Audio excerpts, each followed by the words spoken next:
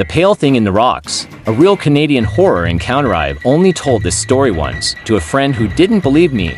I'm sharing it now because I need to know if anyone else has seen something like this in Canada. I swear on my life, what I'm about to tell you is real. In August 2020, I went hiking with two friends, Amy and Lucas, in British Columbia. We were exploring the Kootenays, near an old decommissioned trail above Slogan Lake. The area used to be part of a mining route, but it's long since overgrown. Half the time we were bushwhacking or following animal tracks. We set up camp just before sunset, near a rocky outcrop with a narrow cave entrance. A crevice, really, but deep and unnaturally dark. We joked about it being a goblin hole or a bear den, but none of us wanted to go near it. That night, around 2 a.m., we were woken by breathing. Heavy, wet breathing.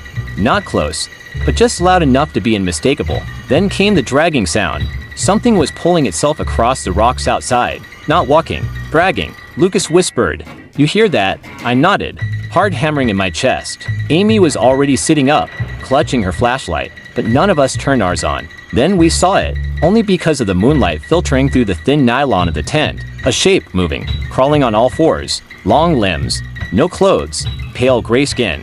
Its arms bent the wrong way, and its head scraped the rock as it moved. No fur, no tail, just skin and bones and something horribly wrong. It stopped inches from the tent, and we could hear it sniffing us. Then it spoke, not in words.